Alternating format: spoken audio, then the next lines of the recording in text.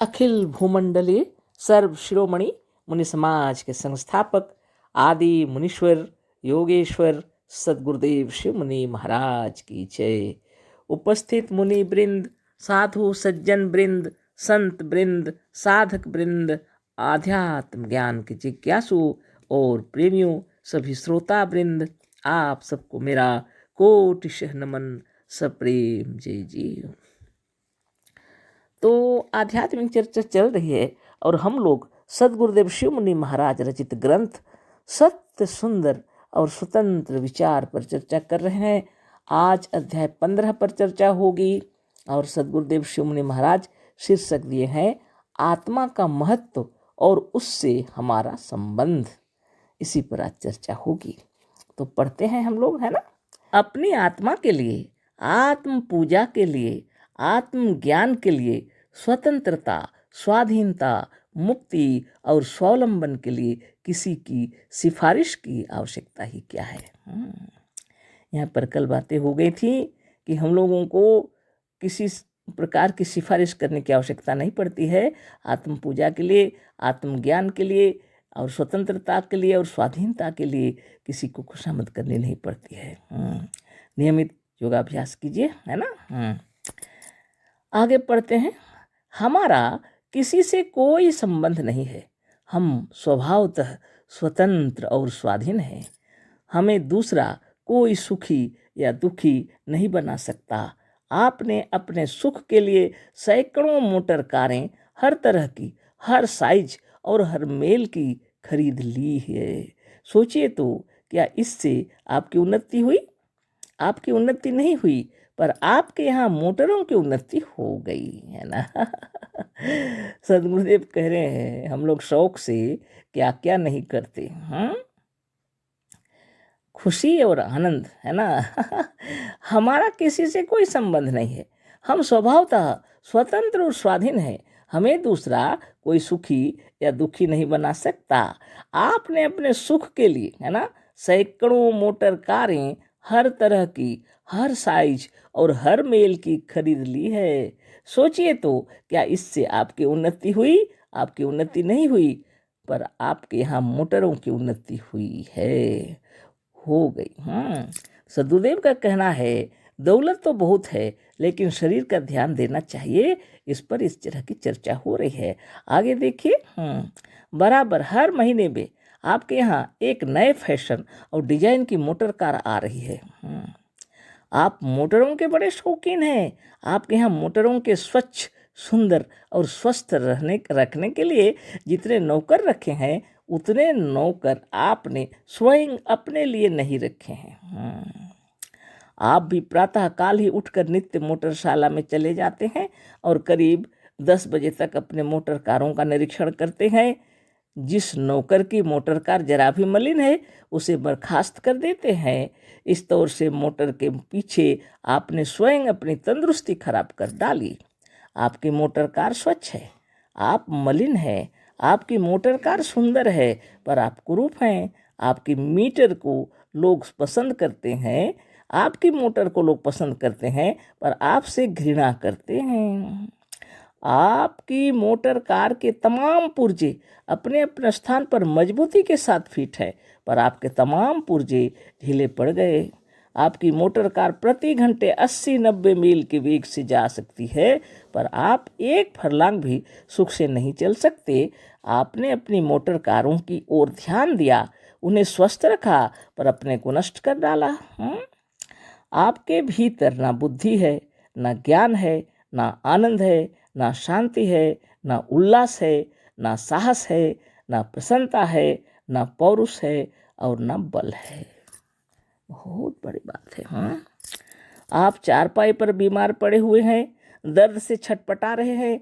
आपकी सब कार बेकार हैं, व्यर्थ हैं। इसी तरह से आपके यहाँ घोड़ों की उन्नति हुई है, गधों की उन्नति हुई, ऊँटों और हाथियों की उन्नति हुई, घरों की उन्नति हुई, जमींदारी की उन्नति हुई, खुशामदियों, लुच्चों, धूर्तों, ठगों, नौकरों की गुलामों की उन्नति हुई, पर आपकी या आपकी आत्मा की उन्नति नहीं हुई। सदगुरुदेव शिव मुनि महाराज हम लोग को समझा रहे हैं, है ना। धन दौलत कमाइए, मना नहीं है, लेकिन अपने शरीर को भी स्वास्थ्य, सुंदर और निरोग बनाए रखने के लिए समय निकालना चाहिए। आजकल लोग विद्वान हो गए हैं, है ना। आजकल लोग जिम सब जाते हैं। बड़े बड़े धनवान लोग के बच्चे लोग भी बहुत खूबसूरत हो गए हैं, है ना। सब जिम जाने लगे हैं, एक्सरसाइज करते हैं। तो बहुत अच्छी बात है। ऐसा अगर है तो कोई तकलीफ की बात नहीं। मोटर कार रहे, ऊँट गधे घोड़े जो भी रहे, आपकी मर्जी, है ना। लेकिन आप शरीर को खूबसूरत सूरत सुंदर और सबल बना के रखिए, है ना। बहुत सुंदर बात है। जब तक इस धरती में है ना, कोशिश करेंगे हम लोग शरीर को स्वस्थ, निरोग, सुंदर, सबल बनाए रखेंगे। धन दौलत है तो उसका उपयोग करना चाहिए अच्छा से, है ना। नित्य दिन योगाभ्यास करना चाहिए। अगर योग साधन शिक्षा दीक्षा लिए हैं तो अच्छा से योगाभ्यास कीजिए, है ना। और अगर नहीं जानते हैं वो सब, तो कम से कम जिम जा सकते हैं, कि दौड़ लगा सकते हैं, कि एक्सरसाइज कर सकते हैं। शुभ विचार से रहिए। शरीर को स्वस्थ रखने के लिए कुछ समय निकालना जरूरी है। नहीं तो दुनिया की सारी उन्नति हो, लेकिन आपके शरीर की तकलीफ हो तो फायदा क्या होगा, है ना।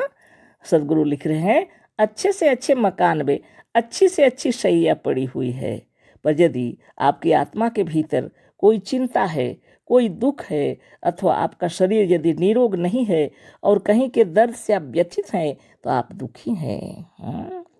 यह मकान, यह शैया, यह नौकर और यह हाथी और घोड़े कोई आपको सुखी नहीं बना सकते। यदि आपकी अंतरात्मा सुखी नहीं है तो सब व्यर्थ है। जो कुछ है वह हमारी आत्मा है। एक अपनी आत्मा ही ऐसी है जो हमें सुखी बना सकती है। इसी के महत्व को पहचानने के लिए आत्मज्ञान के ग्रंथ लिखे गए हैं। आत्मज्ञान के लिए आप अपनी बनाई हुई शांतिदायी विचार, आप हमारी बनाई हुई शांतिदायी विचार, वेदांत सिद्धांत, निरोग होने का अद्भुत उपाय तथा सचित्र योग साधन नाम की पुस्तक अवश्य देखें। एक बार यदि पढ़ गए हैं तो इन पुस्तकों को एक बार और हमारे कहने से पढ़ जाइए। सच्ची बात यह है कि हाँ, ऐसी पुस्तकों को बारंबार पढ़ना चाहिए, नित्य पाठ करना चाहिए। आत्मज्ञान की पुस्तकों को आप जब जब पढ़ेंगे तब तब कुछ नई बातें मिलेंगी। यह आश्चर्यजनक अवश्य है, पर सत्य है। सदगुरुदेव शिव मुनि महाराज की जय। तो सदगुरुदेव बहुत सुंदर तरीके हम लोग को बता रहे हैं कि शरीर को स्वस्थ, सबल और सुंदर बनाए रखने के लिए शरीर का ध्यान रखना पड़ता है ना। क्योंकि यहाँ आकाश, अग्नि, जल, वायु और मिट्टी जो जड़ तत्व से बना हुआ यह शरीर है, और आपकी महिमा से यह सारा शरीर चेतन हो गया है। इसमें चेतन शक्ति दौड़ाने के लिए आपको एक्सरसाइज करना पड़ेगा ना। सिरा प्रसिरमा रक्त का दौड़ना बहुत जरूरी है ना। साथ में शुभ भावना और विचार उत्तम कोटि का हो तो आपका शरीर स्वस्थ रहेगा, सबल रहेगा, है ना, निरोग रहेगा। निश्चित रूप से। इसलिए सदगुरुदेव ये बतला रहे हैं हम लोग को, है ना। और बहुत सारी बातें इसमें लिखे हैं, उसको तो क्या चर्चा करें, वो तो आपको मालूम ही हो गया, है ना। तो आगे हम लोग पढ़ते हैं। आत्मज्ञान को दृढ़ता से प्राप्त करने के लिए योग साधन की बड़ी आवश्यकता है, पर किसी दूसरे का ध्यान, वह चाहे किसी देवता या ईश्वर ही क्यों न हो, योग नहीं है। राम का ध्यान राम का ध्यान है, योग नहीं। कृष्ण का ध्यान कृष्ण का ध्यान है, योग नहीं। ईश्वर का ध्यान ईश्वर का ध्यान है। ईसा मसीह और आसमानी बाप और बुद्ध भगवान का ध्यान उन्हीं लोगों का ध्यान है, योग नहीं है। ठीक से समझ लेना है। तो सदगुरुदेव जो किताबें लिखे हैं, अद्वितीय किताबें हैं, आप पढ़ सकते हैं, है ना। जो भी लिखे हैं गुरुदेव आत्मज्ञान की, उनकी बनाई हुई किताबें में शांतिदायी विचार, वेदांत सिद्धांत, निरोग होने का अद्भुत उपाय, सचित्र योग साधन अवश्य पढ़ लीजिए कहते हैं। और नित्य ही समय अनुसार पढ़ते रहना चाहिए। जितना ध्यान तपस्या में आप आगे बढ़ेंगे, उन्हीं अक्षरों को, उन्हीं लाइनों को जब आप पढ़ेंगे, दूसरी, तीसरी, चौथी, पाँचवीं, छठी बार जब भी पढ़ेंगे, हर बार नया मालूम होगा। एक अद्भुत विचार है, आप अपने अनुभव करेंगे, है ना। तो आत्मज्ञान को दृढ़ता से प्राप्त करने के लिए योग साधन की बड़ी आवश्यकता है, पर किसी दूसरे का ध्यान, वह चाहे किसी देवता या ईश्वर ही का क्यों न हो, योग नहीं है। राम का ध्यान राम का ध्यान है, योग नहीं है। कृष्ण का ध्यान कृष्ण का ध्यान है, योग नहीं है। ईश्वर का ध्यान ईश्वर का ध्यान है, योग नहीं है। ईसा मसीह या आसमानी बाप और बुद्ध भगवान का ध्यान उन्हीं लोगों का ध्यान है, योग नहीं है। योग क्या है? अपने आप का ध्यान, अपने ऐश्वर्य शक्तियों का ध्यान, अपने आप का ध्यान, आत्मबल, मनोबल, ज्ञान बल, योग बल बढ़ने का ध्यान है ना। आप साक्षात शिव हैं, ब्रह्मा विष्णु महेश्वर हैं, इसका ध्यान है ना। जो आप खुद भूले हुए हैं, इसी का ध्यान करना है ना। पतंजलि मुनि ने योग दर्शन में भी अनेक सूत्रों को लोगों ने पीछे से मिला दिया है। योग दर्शन शास्त्र जो पतंजलि दर्शन है, लोगों ने कुछ मिला दिए हैं। आत्मज्ञान और योग ज्ञान होने पर इन मिले हुए और मिलाए हुए सूत्रों को पहचान लेना कोई कठिन कार्य नहीं है। तो कुछ किताबें हैं, है ना, योग दर्शन शास्त्र ही सही, और भी हैं, लेकिन इसमें कुछ लोग अपने तरफ से सूत्र मिला दिए हैं। लेकिन सद्गुरुदेव कह रहे हैं, नित्य योगाभ्यास करते हुए अगर आप इन किताबों को पढ़ेंगे तो आत्मज्ञान जो उन्होंने लिखा था वह छिपाए नहीं छिपेगा। तो आध्यात्मिक चर्चा चल रही है और हम लोग सद्गुरुदेव शिवमुनि महाराज रचित ग्रंथ सत्य, सुंदर और स्वतंत्र विचार पर चर्चा कर रहे हैं। अध्याय 15 पर चर्चा हो रही है और शीर्षक दिए हैं सद्गुरुदेव, आत्मा का महत्व और उससे हमारा संबंध। इसी पर चर्चा हो रही है। आत्मा की महिमा अपरंपार है और आत्मा के साथ जिसके जिसके संबंध हैं हमारा, उसी से प्रेम भाव बना रहता है ना। आगे पढ़ते हैं हम लोग। पतंजलि मुनि के योग दर्शन में भी अनेक सूत्रों को लोगों ने पीछे से मिला दिया है। आत्मज्ञान और योग का ज्ञान होने पर इन मिले हुए और मिलाए हुए सूत्रों को पहचान लेना कोई कठिन कार्य नहीं है। पतंजलि मुनि ने सच पूछे तो आदि के केवल 3 ही सूत्रों में योग के सच्चे सिद्धांतों को प्रकट कर दिया है। योग दर्शन का पहला सूत्र है अर्थ योगानुशासनम, दूसरा है योगश्चित्त वृत्ति निरोध, तीसरा है तदा दृष्टु स्वरूपे अवस्थानम।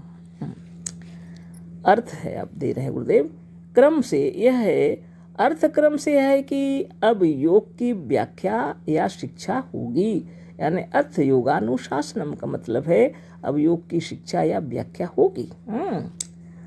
यह पहले सूत्र का अर्थ है। योग का विषय लेने पर पहले ही यह प्रश्न होता है कि योग कहते किसे हैं। तो उसका दूसरा में उत्तर दे दिए हैं। इसी का उत्तर दूसरे सूत्र में है, योग कहते हैं चित्त वृत्ति के निरोध को, चित्त वृत्ति के रोकने को योग कहते हैं। यह प्रकट हो जाने पर इस प्रश्न का उत्तर उत्पन्न होना स्वाभाविक है। जब यह प्रकट हो जाएगा कि योग किसे कहते हैं, तो एक प्रश्न फिर उत्पन्न होगा, इस योग से होता क्या है ना। इसका फल क्या है। इस आवश्यक और अत्यंत महत्व के प्रश्न का उत्तर तीसरे सूत्र में है, तदा दृष्टु स्वरूपे अवस्थानम, तब दृष्टा अर्थात योग करने वाले की अपने रूप में स्थिति होती है। इसमें कहीं नहीं कहा गया है कि तब योगी ईश्वर को देखता है।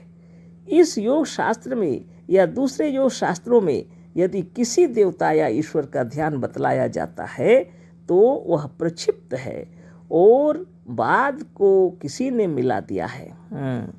योग स्वास्थ्य युक्त और स्वस्थ होने के लिए है। स्वजोड़स्थ यान इन्हीं 2 शब्दों से स्वस्थ पद बना हुआ है। स्वस्थ का अर्थ भी अपने में स्थित होना है। जो अपने में नहीं है वह कभी निरोग, ज्ञानवान और आनंदमय नहीं हो सकता, है ना। धन्य धन्य सद्गुरुदेव शिवमुनि महाराज की जय। लोग क्या सोचते थे, योग करने से लोग ईश्वर को देखते हैं। ये भ्रांतियां थी लोगों के अंदर में कि जो कोई योग करते हैं सबको ईश्वर से प्रत्यक्ष दर्शन होता है, और ईश्वर से बातें करते हैं। तरह तरह की भ्रांतियां फैली हुई थीं। लेकिन सद्गुरुदेव कह रहे हैं अर्थ योगानुशासनम, यानी अब योग की व्याख्या हो रही है। और दूसरे किताबों में और विस्तार से सद्गुरुदेव लिखे हैं अनुशासन, यानी पीछे से, अनुमन पीछे होता है। योग का वह तत्व मैं बतलाने जा रहा हूँ जो मैंने सुना हुआ है ना, पीछे से बतला रहा हूँ। यानी पतंजलि योग दर्शन शास्त्र लिखने वाले ऋषि पतंजलि भी वही बता रहे हैं जो उन्होंने पहले से सुना हुआ है। है ना। कितनी सुंदर बात, दूसरे किताबों में देखिएगा लिखे हैं गुरुदेव, है ना। योगश्चित्त वृत्ति निरोध, और इससे क्या होगा, योग क्या अनुशासन में बता रहे हैं क्या है योग, है ना। योग चित्त की वृत्तियों का रोकना है। लोग सोचते हैं वृत्तियों को नष्ट कर देना, नष्ट करने की बात कहीं पर नहीं है, इन वृत्तियों को रोका जाता है। सदगुरुदेव दूसरी किताबों में बहुत सुंदर से समझाए हैं, यदि घोड़ा बहुत बलवान हो, बहुत चंचल हो, है ना, बहुत स्वस्थ और सुडौल हो और किसी को छूने भी नहीं देता, तो क्या घोड़े को मार देंगे, है ना। उसे अपने वश में लाना पड़ता है ताकि उससे अच्छे अच्छे काम लिए जा सकें, है ना। हमारा मन भी बहुत ही चंचल है, बहुत ही बलवान है, बहुत ही शक्तिशाली है। इसका मतलब यह नहीं है कि मन को मार दें। वृत्तियाँ मन के अंदर ही उत्पन्न होती है और मन को क्यों मारे, इसको रोकना पड़ता है, सद्गुरुदेव बतलाए हैं, है ना। और वही लिखा हुआ है, लोग उसका गलत अर्थ बता रहे हैं। योगश्चित्त वृत्ति निरोध, योग चित्त की वृत्तियों को रोकना है, वो उपाय है जिससे चित्त की वृत्तियाँ रुक जाती हैं, उसको योग कहते हैं। चित्त की वृत्तियाँ जब रुक जाती हैं तो योग होता है। इसको ध्यान योग कहते हैं, है ना। यदि चित्त की वृत्तियाँ रुक जाती हैं, यदि योग होता है, तब क्या होता है, उसका फल तदा दृष्टु स्वरूप अवस्थानम, तब दृष्टा साधक योगी अपने रूप में स्थित हो जाता है, अपने स्वरूप में स्थित हो जाता है। बहुत सुंदर तरीके से सद्गुरुदेव बतलाए हैं, और लोग तो दूसरी बातें बताते हैं।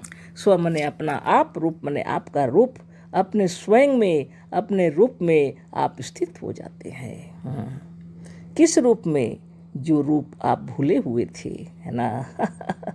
आपने किसी दूसरे को ईश्वर समझ लिया। कितनी कल्पना कर डाले, पहाड़ पर्वत में ढूंढने लगे, जगह जगह जाकर भगवान को खोज रहे थे। लेकिन जब आपने योग साधन किया और जब आपकी स्थिति ऐसी स्थिति में आ गई कि वृत्तियाँ रुक गईं, तो आप अपने स्वरूप में स्थित हो गए। साधन भी जब अच्छा बताया जाएगा तब तो आप स्वरूप में स्थित होंगे। लोग राम राम जप रहे हैं, कृष्ण कृष्ण जप रहे हैं, तो उसमें योग नहीं होगा, उसमें स्वरूपस्थ नहीं होगा। लोग स्वाध्याय बताते हैं और ईश्वर का, कृष्ण का ध्यान करते हैं, उसमें योग नहीं होगा, आप स्वरूपस्थ नहीं होंगे, है ना।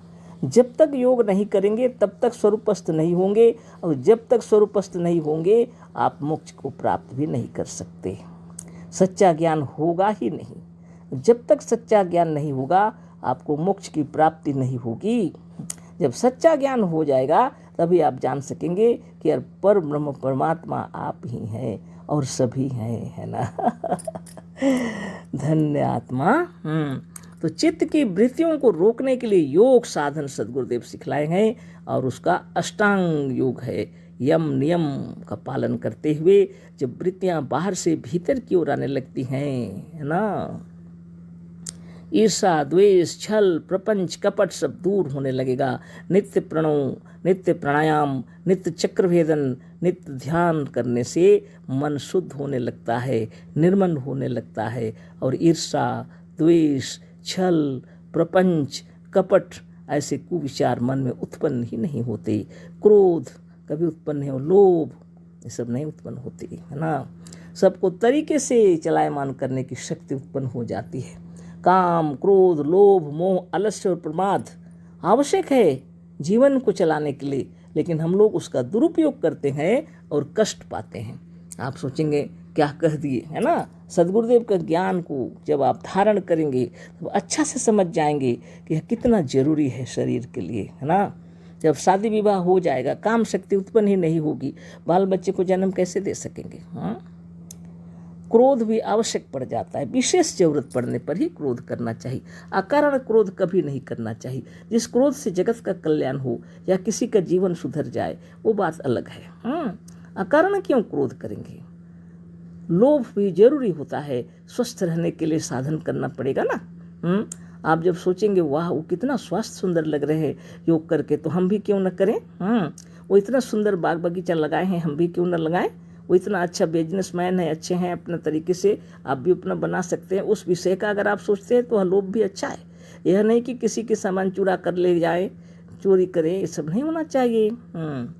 तो लोभ भी जरूरी पड़ता है। भोजन पान देख करके आपके मन में खाने की इच्छा ही उत्पन्न न हो, वह भी खराब हो जाएगा ना। शरीर के लिए सब जरूरी है। काम, क्रोध, लोभ, मोह भी होना चाहिए। बाल बच्चों को प्यार करते हैं हम लोग मोह ले करके, पर इतना मोह न करें कि स्कूल ही न भेजें, या इतना मोह न करें कि उसको कोई कार्य ही न कराएं, तो उसका जीवन बर्बाद हो जाएगा, है ना। इन सबको जो अपने वश में कर लेते हैं और समय अनुसार इनका संचालन करते हैं, वो है योगी, है ना। अपने समय के साथ जरूरत पड़ने पर इसका काम में लाना, वो योग महान तत्व है ना। इसलिए सद्गुरुदेव कहते हैं यह जो 3 दिए हुए हैं सूत्र, अर्थ योगानुशासनम, योगश्चित्त वृत्ति निरोध, तदा दृष्टु स्वरूप्यवस्थानम, सिर्फ इतना ही रहेगा फिर भी पतंजलि योग दर्शन शास्त्र के लिखने वाले की महिमा पूरी हो जाएगी, है ना। यानी आप अपने स्वरूप में स्थित हो जाते हैं। आपका स्वरूप क्या है? आप परमात्मा है वास्तव में, है ना। वास्तव में आप परमात्मा है, लेकिन आप अपने को गुलाम सोचते हैं, दीनहीन समझते हैं, लाचार समझते हैं। आप सकल सृष्टि को बनाने वाले स्वयं साक्षात सृष्टि करता है, पर आपने कभी नहीं जाना आप भाग्य विधाता हैं, अपने भाग्य के विधाता। आपने कभी नहीं जाना ब्रह्मा विष्णु महेश्वर को बाहर ढूंढ रहे हैं, भगवान राम भगवान कृष्ण को बाहर ढूंढ रहे हैं। आपको यह कभी पता नहीं चला कि आपकी आत्मा की अपार शक्ति है, आपकी आत्मा के अनंत नाम है ना। माता पिता भाई बहन गुरुजन अड़ोसी पड़ोसी मित्र बंधु बांधव सखा, इन सब को भी आप समझ लेंगे जब योग करेंगे। योग नहीं करेंगे तो कुछ भी नहीं समझेंगे, है ना। दुनिया में आए हैं तो थोड़ा समझदारी से योग साधन कीजिए, सारी बातें आपको समझ में आ जाएंगी। सदगुरुदेव की उन बातों को याद करते हुए याद दिला देने के लिए हम 2 लाइन पढ़ते हैं ऊपर वाला, है ना। योग स्वास्थ्य युक्त और स्वस्थ होने के लिए है ना। योग किस लिए है? स्वास्थ्य युक्त रहने के लिए, स्वस्थ होने के लिए योग किया जाता है। स्व जोड़ स्थ, इन्हीं 2 शब्दों से स्वस्थ पद बना हुआ है। स्वस्थ का अर्थ भी अपने में स्थित होना है ना। जो अपने में स्थित है वास्तव में वही स्वस्थ है। इसको इतने सुंदर तरीके से सद्गुरुदेव समझाए, कभी हम लोग इस विषय पर चिंतन करते शायद नहीं करते, है ना। जो अपने में नहीं है वह कभी निरोग ज्ञानवान और आनंदमय नहीं हो सकता। अगर सचमुच में निरोग रहना है, अगर सचमुच में ज्ञानवान और आनंदमय रहना है, होना है, तो आपको नित्य दिन योग करके स्वरूपस्थ होना पड़ेगा। स्वस्थ स्वस्थ, जो अपने में स्थित है, जो अपने स्वरूप में स्थित है, वही आनंदमय है, वही सचमुच में ज्ञानवान है, वही सचमुच में निरोग है ना। धन्य धन्य गुरुदेव सदगुरुदेव शिवमुनि महाराज की जय। आगे पढ़ते हैं। हमारा किसी से कोई संबंध नहीं है। देवता या ईश्वर भी हमारी कोई सहायता नहीं कर सकता यदि हमारी आत्मा स्वयं हमारी सहायता नहीं करती। बहुत मार्के की बात है, इसको अच्छी तरह समझ लीजिए। हमारा किसी से कोई संबंध नहीं है। इतना यदि किसी को ज्ञान हो जाए तो जीवन मरण के रहस्य ही पूरी तरह आपके आंखों के सामने खुल जाएंगे, है ना, कि हमारा किसी से कोई संबंध नहीं है वास्तव में। लेकिन ऐसे अगर आप सोचेंगे तो बहुत दुखी और उदास हो जाएंगे, है ना। तो ये आत्मदेव ने संबंध जोड़े हुए हैं, परस्पर संबंध जोड़े हुए हैं, लेकिन वास्तव में हमारा किसी से कोई संबंध नहीं है। ये बहुत बड़ा मोह है ना। लेकिन इससे निकलना तो बहुत ही कठिन है ना। हम लोग कभी नहीं सोच सकते कि हमारा किसी से कोई संबंध नहीं है। एक बार सोचिएगा तो दिमाग खराब हो जाएगा। है ना। इसलिए ऐसा ना सोचना ही अच्छा है। हमारा सबके साथ संबंध है ना। कैसा संबंध है? आत्मीय संबंध, है ना। अच्छा विचार अच्छा व्यवहार अगर करे तो मन प्रसन्न हो जाता है। लेकिन सद्गुरुदेव जो बोले हैं ये तो तत्व की बात है। वास्तव में हमारा किसी के साथ कोई संबंध नहीं है। जब हम लोग जन्म लेते हैं तब संबंध आरंभ हो जाता है, माता पिता बन जाते हैं हमारे, है ना। और अगर हम सबसे बड़े होकर जन्म लिए तो छोटे वाले भाई बहन आ जाते हैं। बहुत बड़ी बात है। हमारे घर में मौसा मौसी मामा मामी कितने फूफा फूफी सब बने रहते पहले से, है ना। बाप रे कितना बड़ा संबंध, वाह। चारों दिशाओं में बस संबंध ही संबंध। और जब जन्म ले तो भीड़ होती है बहुत, बाप रे बाप। खिलाया पिलाया जाता है सबको प्रेम से, आपके आने की खुशी में। ये संबंध जुड़ता है जब हम लोग जन्म धारण करते हैं, शरीर धारण करते हैं, जब जन्म लेते हैं तो संबंध आरंभ हो जाते हैं और ये संबंध हृदय से जुड़ जाते हैं, है ना। इसका अगर रहस्य पता चल जाए, गुरुदेव कहते हैं ना तो जीवन मरण का जो रहस्य है वो पर्दा ही खुल जाएगा, है ना। लेकिन यह बहुत कठिन है। वास्तव में यह मतलब बहुत ही कठिन है। इसी को वास्तव में मोह माया कहा जाता है। मगर इस मोह माया से कोई अलग नहीं हो सकता। कैसे होगा? ये आत्मा का अपना संबंध है, अपना संपर्क है और इसको कोई भी तोड़ नहीं सकता। हमारा किसी से कोई संबंध नहीं है, वास्तव में नहीं है। लेकिन अब कैसे अलग हो जाएंगे? माँ बाप से अलग हो जाएंगे कि माँ बाप आपको अलग कर देंगे? कि आपके अपने बाल बच्चों को आप अलग सोचेंगे कि बाल बच्चे आपको अलग सोचेंगे, है ना। लेकिन वास्तव में संबंध नहीं है। यह संबंध किसने जोड़ा? आत्मदेव ने जोड़ा है। जैसे शरीर धारण करते हैं और संबंध जुड़ने लगते हैं ज्यों ही आपका आगमन हो जाता है और संबंध जुड़ने लग जाते हैं, बाप रे बाप, अद्भुत। सदगुरुदेव की वाणी को कोटि कोटि नमन है। मेरे कहने का मतलब ऐसा है, जब हम लोग शरीर धारण किए हैं तो हम सबका संबंध जुड़ा हुआ है। लेकिन ये जो संबंध है इस शरीर के साथ, है ना, पर इस शरीर को छोड़ने के बाद जब नवीन शरीर धारण करेंगे तो वह नवीन रूप में आएंगे ना। और नवीन रूप में यही संबंध जुड़ा रहेगा क्या? नहीं, वो दूसरे रूप में आ जाएंगे, है ना ये रहस्य है। ये रहस्य को जो जान लेते हैं वही कहते हैं कि यह रंगमंच की तरह है ना। जहाँ रंगमंच में आपने जो कुछ आर्ट दिया गया था आपको, जो आपको कला प्रदर्शन करने के लिए दिया गया था, आपने वह कंप्लीट कर लिया तो दूसरे डिजाइन में आ गए। वो तो एक नाटक हो रहा है या तो सदगुरुदेव क्या कहते हैं? ये रंगमंच की तरह है या तो एक स्वप्न की तरह आप समझ लीजिए, है ना। अगर आप हृदय में रहस्य खुल गया कि आप अभी जो कुछ भी बने हुए हैं, अगला जब शरीर धारण करेंगे तो दूसरे संपर्क में आ जाएंगे, दूसरे विचारों में ढल जाएंगे आप, है ना। दूसरे संबंध बन जाएंगे आपके, है ना। और ये अगर ये बातें और वो बातों एक साथ अगर मिला दिए और अगर गड़बड़ियाँ हो गई तो अशांति ही अशांति, है ना। इसलिए इसको रंगमंच नाटक समझते हैं। नाटककार हैं आप, लेकिन, है ना, नाटक आप कर रहे हैं, बनाए आपने है, लिखे आपने है, नाटक बनाया आपने, सब कुछ आपने, उसके पात्र बन गए आप। कर रहे हैं आप नाटक, हाँ। और फिर स्वयं भी रो भी रहे हैं, रुला भी रहे हैं, हंस भी रहे हैं, हंसा भी रहे हैं, है ना फिर दूसरा नाटक लिखा आपने, फिर उसमें आपको चलना है ना, तो वह भी करना पड़ेगा, है कि नहीं अद्भुत। इन बातों को समझाना मतलब बहुत कठिन है। इसीलिए कहते गुड़ खाने पर अगर कोई पूछे मिठास क्या है, कैसे बताएंगे, कौन सा मिठास बताएंगे? और मीठा तो बहुत सा चीज़ है ना। ऐसी बात, समाधिस्थ हैं आप, स्वरूपस्थ हैं आप, जानते हैं आप खुद को और इस माया को भी समझते हैं। लेकिन प्रकट करने के लिए आपको कष्ट मालूम होता है कि क्या बताऊं, क्या सच सच बता दूं, ऐसा लगता है ना अद्भुत। चलिए कोई बात नहीं, लेकिन इतना निश्चित है जब शरीर धारण किए हम लोग, शरीर आने का यहाँ आरंभ हो गया हमारा, तब से संबंध जुड़ गए। और जब शरीर छूटेगा, है ना, तब इसकी याद में वो संपर्क बने रहते हैं हमेशा। जितने जीवित रहते हैं याद करते रहेंगे, है ना जब नया हम लोग धारण करेंगे तो वो भी तब कितने युगों के बाद फिर कभी यदि मुलाकात भी हो जाए तो इन्हीं रूपों में तो नहीं होगी। इसीलिए सदगुरुदेव शिव मुनि महाराज इतना सुंदर स्टेज तैयार किए, है ना।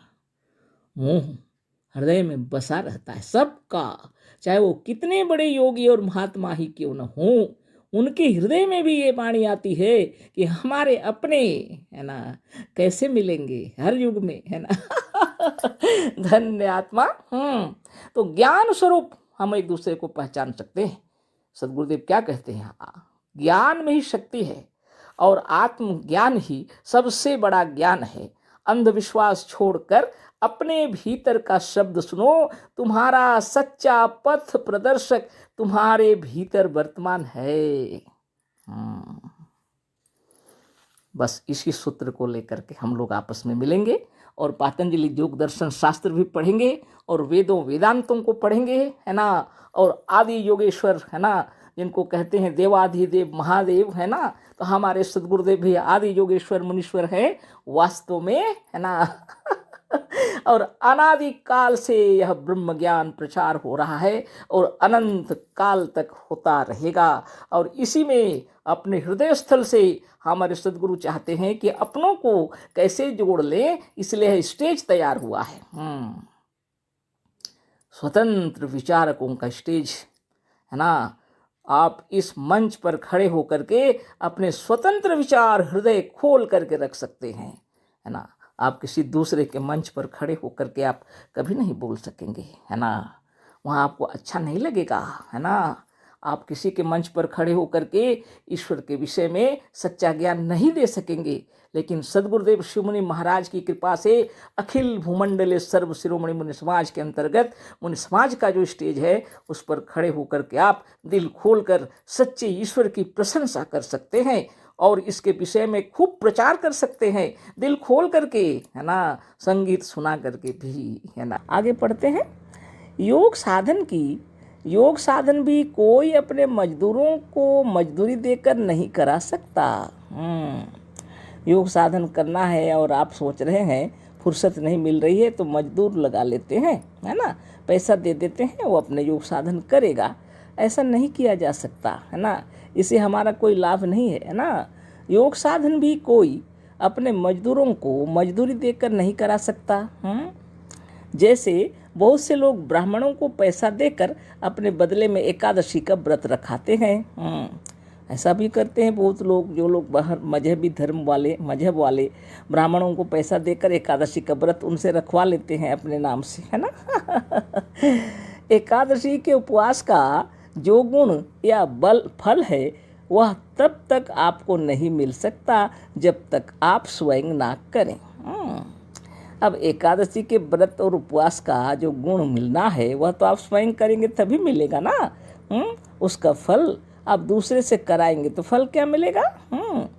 योग साधन या किसी भी कर्म का फल, है ना, वही पावेगा जो करेगा। कोई भी कर्म कर रहे हैं तो उसका फल वही करे, जो कर रहा है उसी को मिलेगा। चाहे योग साधन हो या कोई भी कर्म का फल जो कर रहा है उसी को ही मिलता है। ईश्वर का व्यक्तित्व यदि हम लोगों से अलग है तो वह किसी की सहायता नहीं कर सकता। अब ये भी बहुत बड़ी बात है। ईश्वर का व्यक्तित्व अगर हम लोगों से अलग है तो वह किसी की सहायता नहीं कर सकता, क्योंकि दूसरे हमारी सहायता नहीं कर सकते। करने का कोई एक तो कारण होता है ना। सच्ची बात यह है कि अपने ईश्वर, अपने भाग्य विधाता और अपनी सृष्टि के रचयिता हम स्वयं हैं। सच्ची बात तो यही है ना। कि हम अपने भाग्य विधाता स्वयं हैं। अपने सृष्टिकर्ता, अपने रचयिता हम स्वयं हैं। आत्मा में अपार बल है, हम ही चाहें तो अपना उद्धार कर सकते हैं, है ना। आत्मा में अपार बल है, यदि हम चाहें तो अपना उद्धार कर सकते हैं। हमारा सच्चा मित्र हमारी आत्मा ही है। इससे बढ़कर कोई मित्र नहीं, है ना। हमारा सच्चा मित्र हमारी आत्मा ही है। कोई सचमुच किसी दूसरे का भला नहीं चाहता, सचमुच कोई किसी दूसरे का भला नहीं चाहता। उदाहरण दिए हैं गुरुदेव। हमारा पुत्र यदि हमें प्यार करता है तो अपने लिए उसे आशा है कि आज तक हमने उसकी भलाई की है, आगे भी करेंगे, है ना। छोटे नन्हे बच्चों को छोड़कर बड़ों की बात हो रही है ना। पुत्र अगर प्यार करते हैं अपने पिता को तो यही की आशा से, है ना, कि जो कुछ भी है पिता ने मेरे लिए किया है, आगे भी करेंगे, है ना। बैल की तरह काम करके पिता पुत्र को खिलाता है, उसकी रक्षा करता है अपनी संपत्ति का उसी को अंत में स्वामी बनाने की आशा दिलाता है अथवा वह स्वयं आशा करता है, तब कहीं पुत्र पिता को प्यार करता है। तो सारे जमाने में सबको पता है ना, पिता की संपत्ति का अधिकार पुत्र को मिलता ही है ना, और पुत्र और पिता के अंदर में यह हमेशा से बना हुआ है। तो इसीलिए प्रेम भी ऐसी ही धन संपत्ति को लेकर के भी और अपनी आत्मा के स्वार्थ से होता है। सदगुरुदेव बतला रहे हैं, ये बात भी सही है ना। नौकर मालिक के स्वार्थों के लिए मालिक को नहीं मानता, अपने स्वार्थों के लिए मालिक को मानता है। नौकर भी अपने स्वार्थों के लिए मालिक को मानता है, ना कि मालिक को मान रहा है ना। सबका अपना अपना स्वार्थ है, और बिना स्वार्थ के हम परस्पर एक दूसरे की सहायता करेंगे भी नहीं, है ना। व्यापारी ग्राहक को और ग्राहक व्यापारी को, राजा प्रजा को और प्रजा राजा को, स्त्री पुरुष को और पुरुष स्त्री को, और डॉक्टर रोगी को और रोगी डॉक्टर को, सब अपने स्वार्थों के लिए एक दूसरे को मानते हैं, है ना। बहुत बड़ी बात है। ये बातें सुनने में अच्छी नहीं लगती हैं, लेकिन सच्चाई यही है ना। पिता पुत्र का प्रेम जो भी है एक स्वार्थ में लगा हुआ है। दिल नहीं करता ऐसी बातों को जानने के लिए, सुनने के लिए, है ना। लेकिन वास्तविकता यही है, सदगुरु जो बता रहे हैं। जो कुछ भी है एक दूसरे के स्वार्थ से जी रहे हैं हम लोग, है ना। व्यापारी ग्राहक को, ग्राहक व्यापारी को, राजा प्रजा को, प्रजा राजा को, स्त्री पुरुष को, पुरुष स्त्री को, डॉक्टर रोगी को, रोगी डॉक्टर को, सब अपने स्वार्थों के लिए एक दूसरे को मानते हैं। सबको अपनी आत्मा प्यारी है। सही बात है ना। यदि दूसरे को कोई मानता भी है तो अपनी ही आत्मा के लिए, अपने ही स्वार्थों के लिए, है ना। यदि कोई किसी को मानता भी है तो अपने ही स्वार्थ के लिए, अपनी ही खुशी के लिए, अपनी ही आत्मा के लिए, है ना। सही बात है कि नहीं है। अतः दूसरों का भरोसा छोड़कर स्वावलंबी और स्वाधीन बनने का साधन करो। खूब गहराई से विचार कर लेना है। अगर ऐसी बात है तो सर्वप्रथम सवेरे उठकर सर्वप्रथम अपना योगाभ्यास करके अपने आप का ध्यान कर लेना चाहिए, और उसके बाद दुनिया में उतरना चाहिए। जो कुछ भी है पहले अपने शरीर को स्वस्थ निर्मल निरामय बनाना है, अपने मन को, बुद्धि को, चित्त को निर्मल बनाना है, तब हम बाहर जगत में सबसे भेंट मुलाकात कर सकेंगे। अगर हमारा स्वार्थ भी है तो वह निर्मल रहे, है ना। इसके लिए साधन करना चाहिए, है ना। कल्याण हो आपका, हमारा, सबका। बिना साधन से कुछ नहीं होगा। जो योग साधन करते हैं वो अच्छी तरह जानते हैं, है ना, कि अपनी आत्मा के सिवा कोई हमारा मित्र नहीं है, है ना। सच्चा मित्र है अपना तो कोई है तो अपना आत्मा है, जिसमें अगर अपने आप के विचार अगर उत्तम है तो सब ठीक है, नहीं तो कुछ भी नहीं। चिंताओं से अगर मुक्त होना है तो निस्वार्थ भाव से साधन कीजिए। नित्य सुबह उठकर एक नियम बना लीजिए और सर्वप्रथम योगाभ्यास करना है। उठते ही मंत्रों का जाप करना है ना। तो मंत्र की महिमा अपार है और अपरंपार है ना। शुद्ध विचार हृदय को अपने आप शांति प्रदान करती है। इसलिए अपनी आत्मा को शुद्ध, निर्मल और निरामय बना के रखना है, आनंद विभोर रहना है, तो आपको नित्य योगाभ्यास करना होगा। और आप और हम सभी इस पृथ्वी में किस लिए आए हैं? बस एक दूसरे से मिलने जुलने आए हैं, है ना। तो माता पिता, भाई बहन, गुरुजन, अड़ोसी पड़ोसी, मित्र, बंधु बांधव, सखा, सारी दुनिया में जितने लोग हैं उन सबको कोटि कोटि नमन है ना। इतने लोगों से आके मिले हैं। परस्पर एक दूसरे से प्रेम से हम लोग को बातचीत करना है ना। अच्छा स्वभाव रखना है अपना, किसी को परेशान नहीं करना, है ना। हम लोग आए ही हैं मिलने के लिए, शरीर धरे ही हैं, हम परस्पर एक दूसरे से मिलने के लिए ही आए हैं। नहीं तो एकांत में रहते अपना, है ना। एकांत में कब तक रहेंगे? आत्मदेव ने अपनी खुशी के लिए जागृत अवस्था, यानी इस पृथ्वी लोक के हो या कोई भी हो, भूलोक में या जहाँ भी हम जन्म लेते हैं स्थूल जगत में, ऐसे ही माता पिता, भाई बहन, गुरुजन सभी मिलेंगे।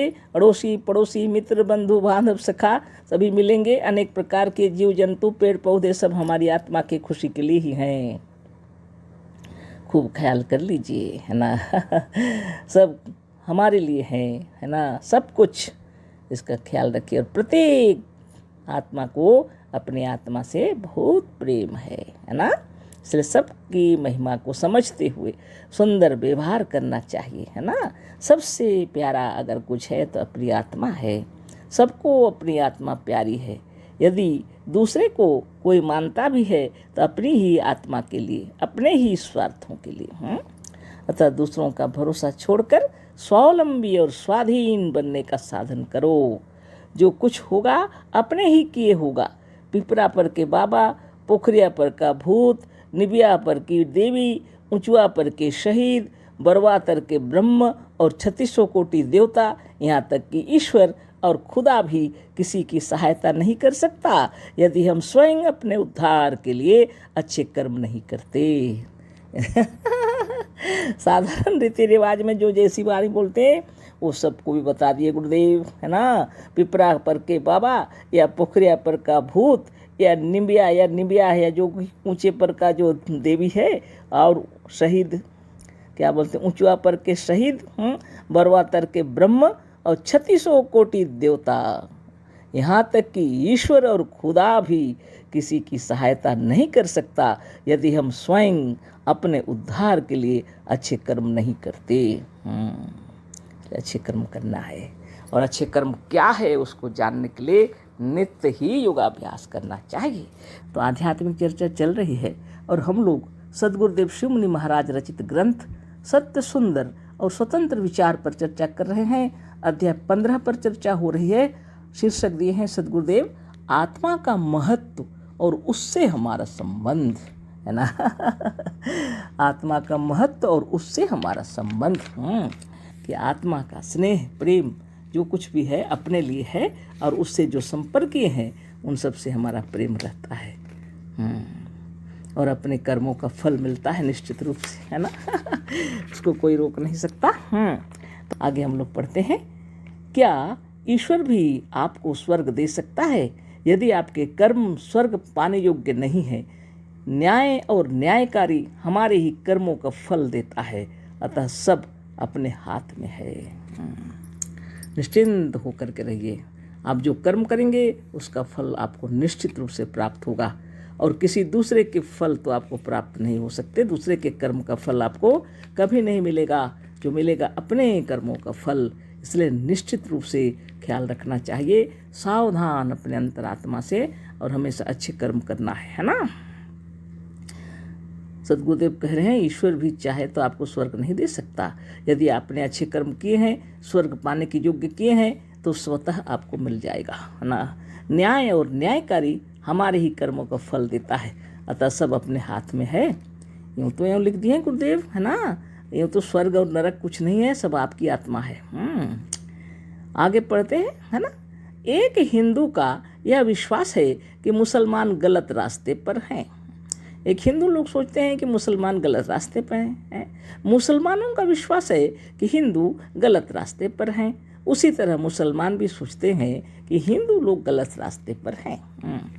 एक आर्य समाजी दोनों को मूर्ख समझता है, और एक आर्य समाजी जो है दोनों को ही मूर्ख समझता है ना।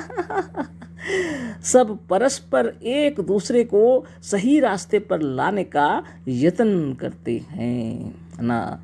तो सब लोग एक दूसरे को सही रास्ते पर लाने का यत्न करते हैं, पर नतीजा कुछ नहीं, पर उसका फल कुछ निकलता नहीं।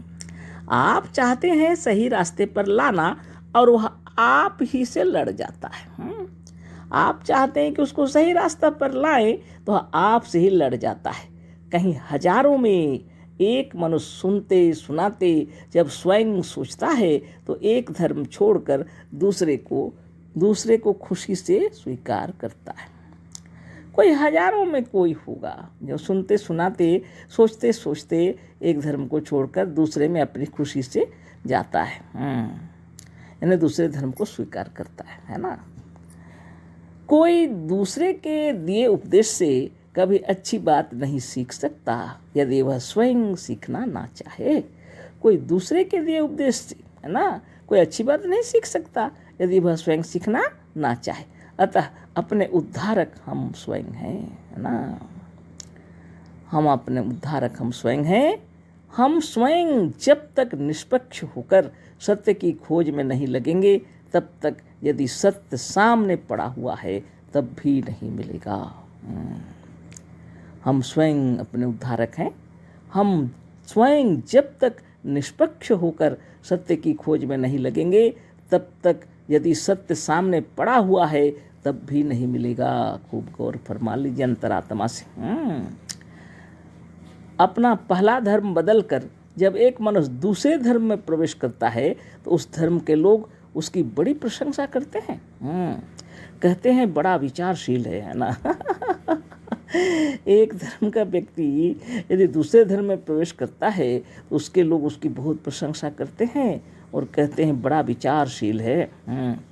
पर लोग यह नहीं समझते हैं कि उसने विचार बुद्धि से धर्म का परिवर्तन नहीं किया है। वो नहीं समझते इस बात को, उसने विचार बुद्धि से धर्म का परिवर्तन नहीं किया है। धर्म का परिवर्तन किया है डर से। धर्म का परिवर्तन किया है डर से किया है। ताज्जुब की बात तो यही है ना। कोई ना कोई डर जिसकी वजह से वो धर्म परिवर्तन किया है। तलवार को देखकर, स्त्री की लालच से, राज पाने के लिए या नौकरी पाने के लिए, है ना। कभी कभी ऐसी स्थिति आती है कि लोगों को तलवार के बल पर अपने धर्म में ले लेते हैं लोग, है ना। स्त्री के लालच पर भी और राज पाने के लिए भी कुछ ना कुछ विचार है जो अपने स्वार्थ के लिए वो धर्म परिवर्तन करता है। धर्म परिवर्तन करने वालों में कहीं हजारों में से दो एक कठिनता से निकलेंगे जो अपनी स्वतंत्र बुद्धि से विचार कर किसी धर्म को स्वीकार करते हैं। सद्गुरुदेव कह रहे हैं धर्म परिवर्तन करने वालों में कहीं हजारों में से दो या एक ऐसे कठिन परिस्थितियों में मिल जाएंगे जो अपनी स्वतंत्र बुद्धि से विचार करके धर्म स्वीकार करते हैं। जितने धर्म हैं सब आपको किसी ना किसी का गुलाम बना देते हैं। संसार में जितने भी धर्म हैं वो सब आपको किसी ना किसी का गुलाम बना देते हैं और किसी का नहीं तो ईश्वर का गुलाम तो अवश्य बना देंगे, और किसी का नहीं तो ईश्वर का गुलाम तो अवश्य बना देंगे। पर यह निश्चित है कि हम पावेंगे उतना ही जितना करेंगे। पर यह बिल्कुल निश्चित बात है कि हम उतना ही पावेंगे जितना करेंगे। कर्म का फल जैसा है वैसा ही मिलेगा। ईश्वर भी हमारे कर्मों के फल के अनुसार ही हमको माने ईश्वर भी हमारे कर्मों का ही फल देते हैं। ऐसी बात है। ईश्वर अपने गुलाम का भी पाप क्षमा नहीं कर सकता। ईश्वर अपने गुलाम का यानी भक्त का भी पाप क्षमा नहीं कर सकता। फिर हम किसी की गुलामी क्यों करें? किसी की भी गुलामी है। किसी की भी गुलामी है। स्वाधीन, स्वतंत्र, मुक्त और निष्पक्ष मनुष्य अपनी स्वतंत्र बुद्धि से अपनी भलाई के लिए नए नए उपाय जितनी शीघ्रता के साथ सोच सकता है, उसका शतांश भी एक गुलाम, पराधीन, परतंत्र, पक्षपाती अपनी परतंत्र बुद्धि से नहीं सोच सकता। जब तक आप अपनी स्वतंत्र बुद्धि से काम नहीं लेंगे तब तक इस असत्य के कीचड़ से निकल नहीं सकते। खूब विचार कर लीजिए। स्वाधीन, स्वतंत्र, मुक्त और निष्पक्ष मनुष्य अपनी स्वतंत्र बुद्धि से अपनी भलाई के लिए नए नए उपाय जितनी शीघ्रता के साथ सोच सकता है, उसका शतांश भी एक गुलाम, पराधीन, परतंत्र, पक्षपाती अपनी परतंत्र बुद्धि से नहीं सोच सकता। जब तक आप अपनी स्वतंत्र बुद्धि से काम नहीं लेंगे तब तक इस असत्य के कीचड़ से निकल नहीं सकते, है ना। चाहे हिंदू हो, चाहे मुस्लिम हो, चाहे सिख हो, चाहे ईसाई हो, चाहे और कोई भी समाज के हों, कोई भी धर्म के हों, लेकिन आप अगर स्वतंत्र बुद्धि नहीं रखते हैं तो उसी कीचड़ में फंसे होंगे, है ना। अंधविश्वास में जकड़े होंगे। सच्चाई आपसे कोसों दूर चली जाएगी, है ना, जा चुकी है। जिसको धर्म बोला जा रहा है वो धर्म नहीं है, संप्रदाय है, लोगों ने गढ़ के रखा है। धर्म तो एक समान होता है सबका, है ना। भूख लगे तो भोजन करने की इच्छा होगी, है ना। निश्चित रूप से जैसे हमारा पेट भरे ऐसे ही कुछ फल हो, मिठाई हो, अन्न हो, कुछ भी हो, खाना तो पड़ेगा। भूख लगने से, प्यास लगे तो पानी पीना निश्चित है ना। ये एकदम सबका धर्म है, चींटी से लेकर व्हेल मछली तक। यानी छोटे से छोटे जीव और बड़े से बड़े जीव, संसार में मनुष्य ही क्या, सभी जीवों की यही एकमात्र धर्म है। भूख लगे तो भोजन करो, प्यास लगे तो पानी पियो, और अंतरात्मा से शांति से रहो, है ना। यही है नियम, वास्तव में इसको धर्म कहा जाता है। और ये तो बाकी तो सब संप्रदाय गढ़ के रखे हैं, लड़ाई झगड़े दंगे फसाद हो रहे हैं, लोगों को धोखा दिया जा रहा है, स्वर्ग नरक की बातें बता बता कर, ईश्वर और परमेश्वर की बातें बता बता कर तरह तरह के नियम कानून बना के रखे हैं, तरह तरह के उपवास व्रत पूजा, तरह तरह का धर्म बना के रखे हैं। सब झूठी बातें हैं। आप अगर स्वाधीन, स्वतंत्र, मुक्त और निष्पक्ष होना चाहते हैं तो स्वतंत्र बुद्धि से विचार कीजिए। आगे पढ़ते हैं। इस बुद्धि को स्वच्छ और स्वतंत्र करने के लिए आत्मयोग और ज्ञान योग की आवश्यकता है। बिना योग के बुद्धि और विचार निर्मल और स्वतंत्र नहीं होंगे। बिना योग के यह शरीर और मन आपके वश में नहीं होंगे, जो सर्वदा आपके हैं, जिनका बल अपार है। मन, आत्मा और शरीर तीनों एक हैं। इसे हमने अपनी पुस्तक निरोग होने का अद्भुत उपाय में बड़े विस्तार के साथ सिद्ध किया है। शरीर मनोमय और मन के शासन में है। इन तत्वों को अच्छी तरह समझ लीजिए तो आप निरोग, निरामय और आनंदपूर्ण जीवन जिएंगे, है ना। अपनी बुद्धि को स्वच्छ, स्वतंत्र और निर्मल बनाना है तो आत्मयोग नित्य दिन योगाभ्यास करते हैं। आत्म ध्यान करना चाहिए, आत्मचिंतन करना चाहिए, जिसको सद्गुरुदेव बता रहे हैं आत्मयोग और ज्ञान योग की आवश्यकता है।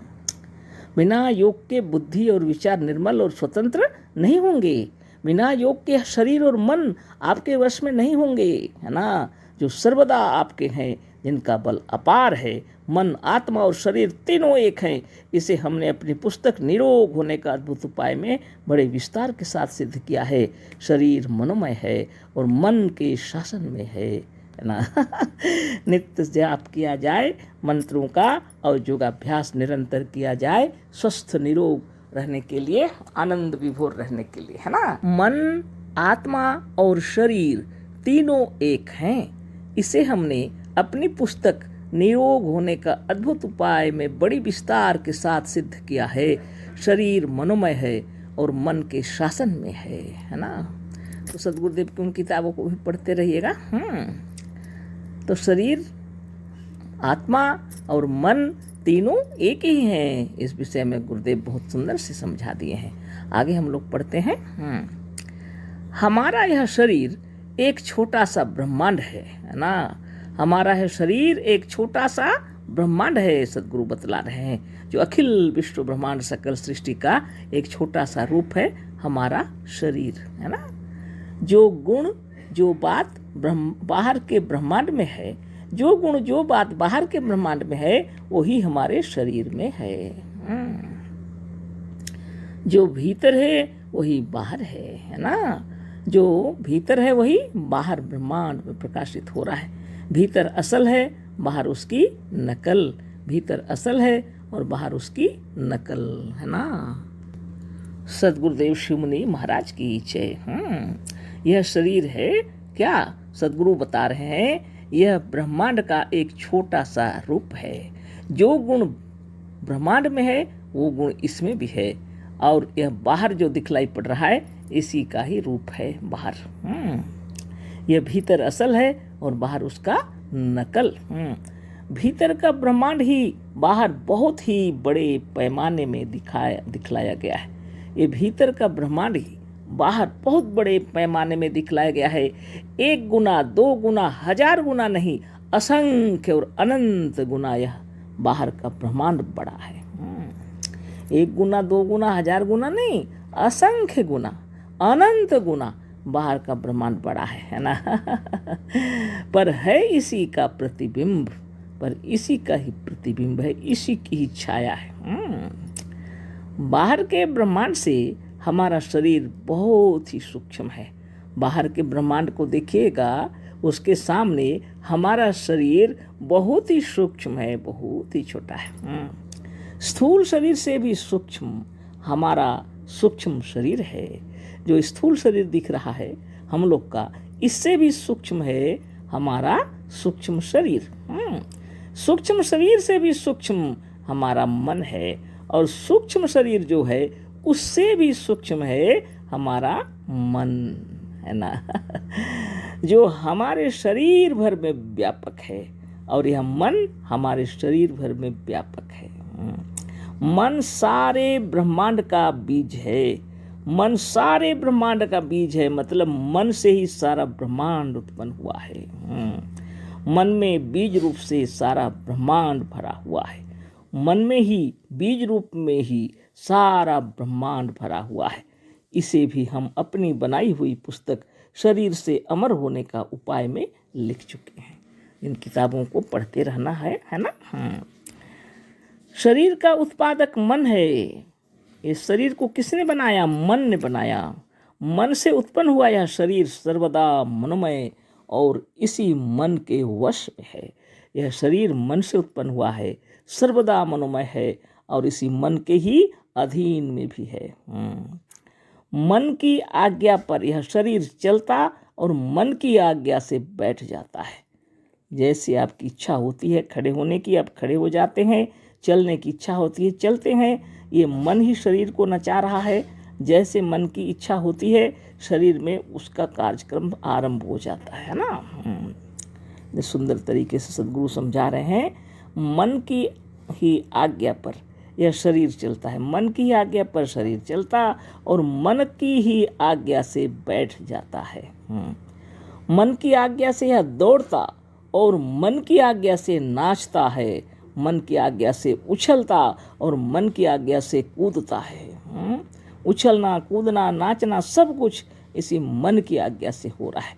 मन की आज्ञा से हंसता और मन की आज्ञा से रोता है। मन की आज्ञा से ही हंसना और रोना होता है।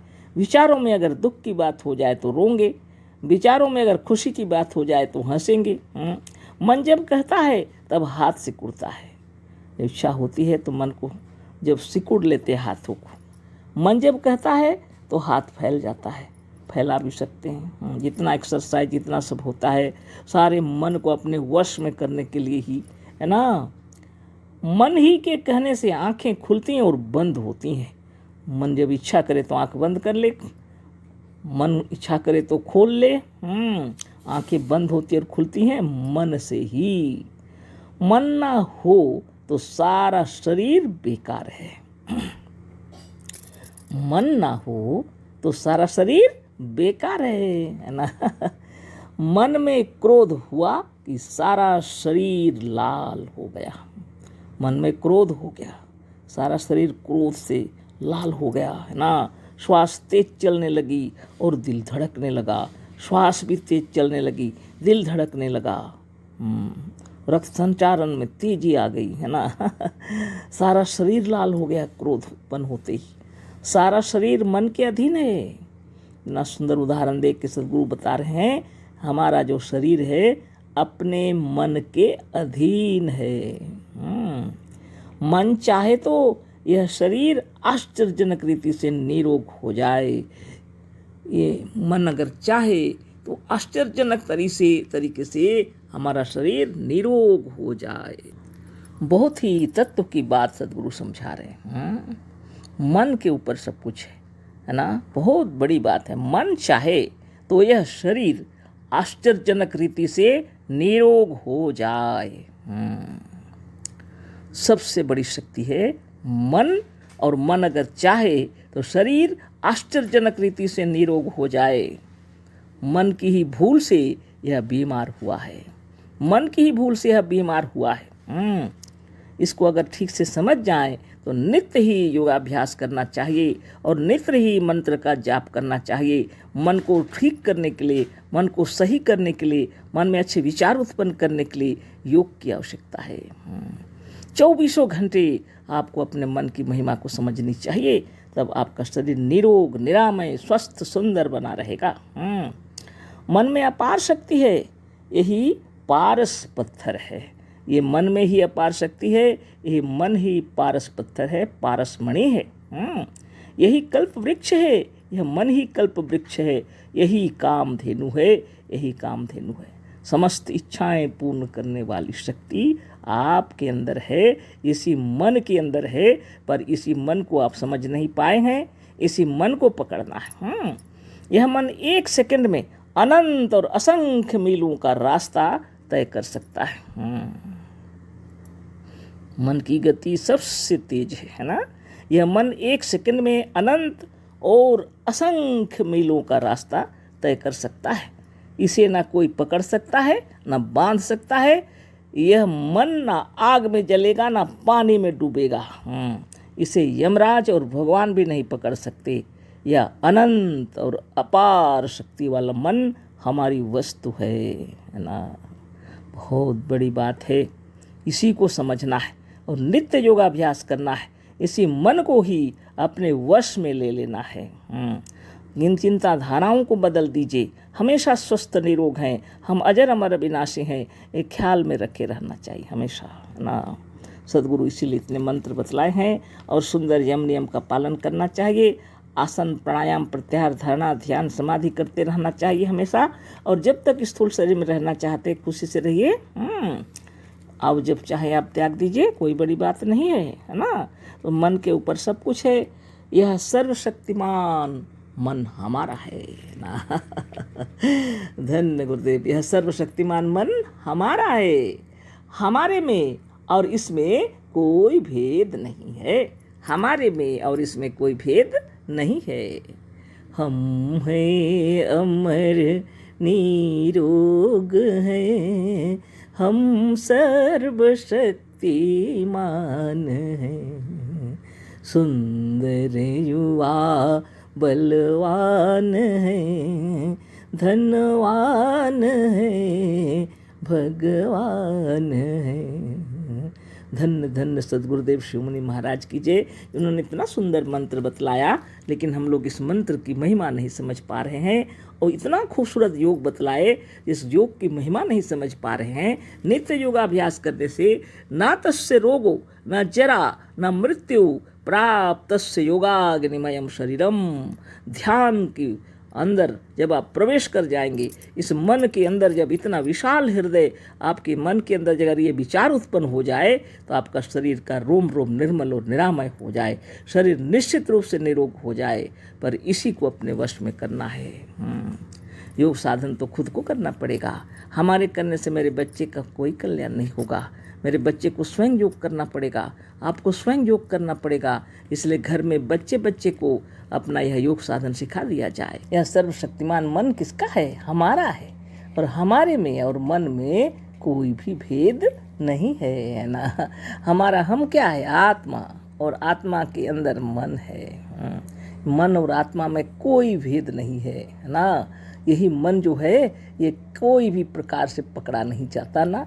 नैनंग छिदंती शस्त्राणी नैनंग दहती पावक न चैनंग क्लिद्यंत्यापो न शोषति मारुतः। इसी मन के ऊपर है ना।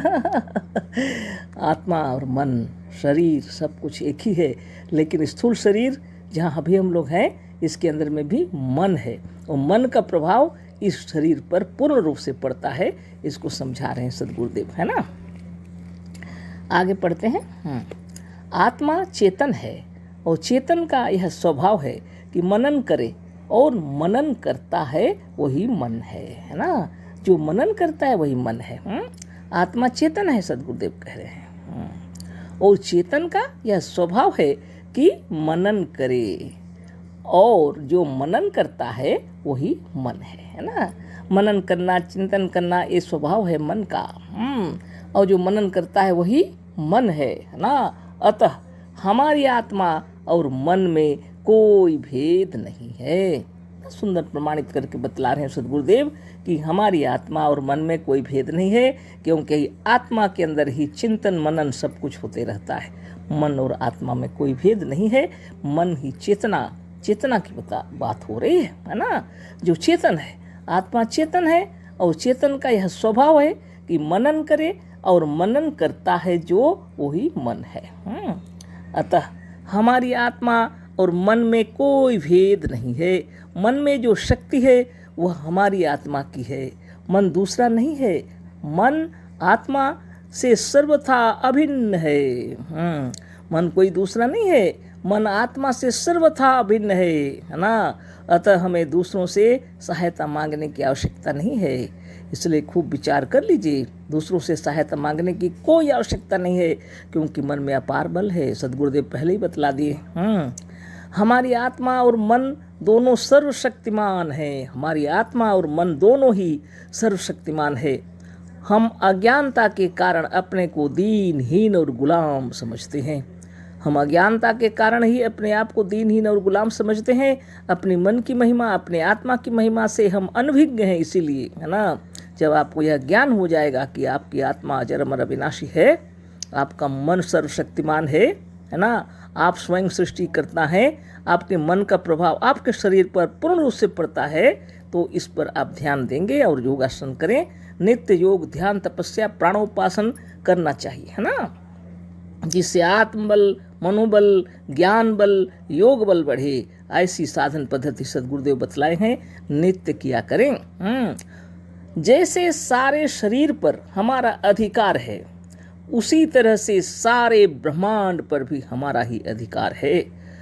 जिस तरह हमारे सारे शरीर पर पूर्ण रूप से शरीर पर हमारा अधिकार है, उसी तरह सारे ब्रह्मांड पर भी हमारा ही अधिकार है।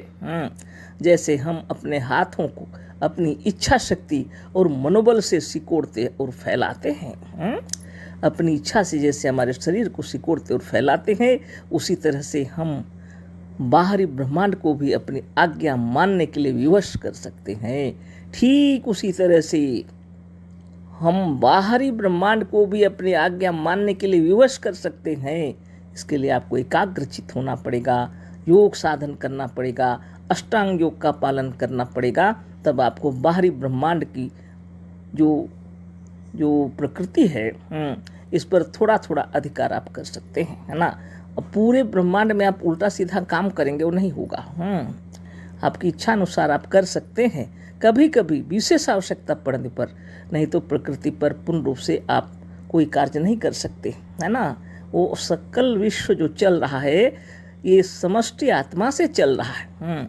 लेकिन अगर आपका मनोबल ठीक रहेगा, आप इच्छानुसार थोड़ा कार्य कर सकते हैं ना। उसी तरह से हम बाहरी ब्रह्मांड को भी अपनी आज्ञा मानने के लिए विवश कर सकते हैं।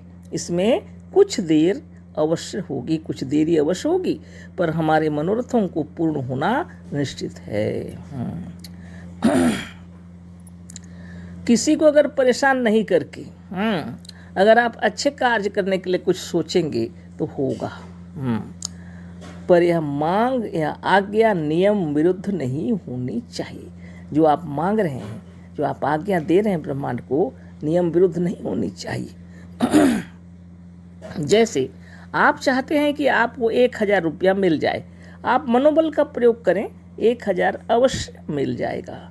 प्रकृति को या बाहरी ब्रह्मांड को उसी तरह से आज्ञा दीजिए, उसी तरह से इच्छा कीजिए, जैसे आप चलने के लिए पैरों को, किसी वस्तु को ग्रहण करने के लिए हाथों को देखने के लिए, आँखों को और बोलने के लिए जिह्वा को आज्ञा देते हैं। पर यह बाहरी स्थूल और विस्तृत ब्रह्मांड शरीर की अपेक्षा जड़ है। अतः इसे यह भी बतला देना चाहिए कि यह 1000 किस तरह से, कैसे, किस मार्ग से या किस बहाने से मिले, है ना। जो 1000 रुपये का यहाँ उदाहरण दिया गया है, कैसे मिलेगा, किस मार्ग से मिलेगा, ये तो अंतरात्मा आपको बतलाएगी ना, है ना। प्रकृति को यह मार्ग, विधि या आपको उपाय बताते समय असंभव बातें नहीं कहनी चाहिए। जो संभव है उतनी बातें, जबकि संभव मार्गों से यही काम हो सकता है। जहाँ तक संभव हो उन मार्गों से यह काम हो सकता है। जैसे यदि आपने कहा कि हमें 1000 इस तरह से मिले कि कल जब प्रातःकाल उठे तो आसमान से रुपयों की वर्षा होने लगी, ये तो गलत हो गया, है ना। यह असंभव मार्ग है। आसमान से पानी बरसता है, रुपया नहीं। यदि पानी की जगह आसमान से सोना, चांदी और पत्थर बरसने लगे तो कितने तो इसकी चोट से मर जाएंगे, और बाकी भूखों मर जाएंगे। कोई सोना चांदी नहीं खाता, सभी अन्न खाते हैं इसके सिवा। यदि इस तौर से सोना चांदी की वर्षा होने लगे तो सोना चांदी का मूल्य ही क्या रह जाएगा। फिर आप रुपया चाहेंगे ही क्यों। हाँ, अतः यह नियम बहुत ठीक है। जो नियम है ना।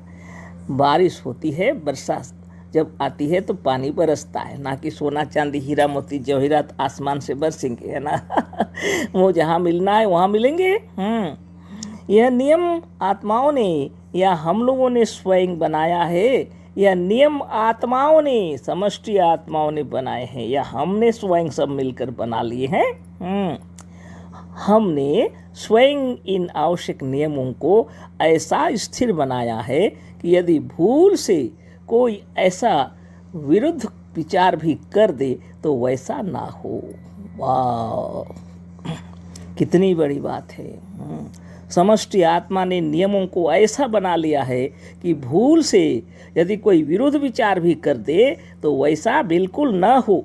जैसे कोई कह दे कि आज सूर्योदय न हो तो वैसा होगा नहीं। 3 दिन की रात हो, यदि कोई कह दे कि आज सूर्योदय ना हो, 3 दिन की रात हो, यदि ऐसा हो जाए तो एक पागल के कारण सबको अपार दुख उठाना पड़े।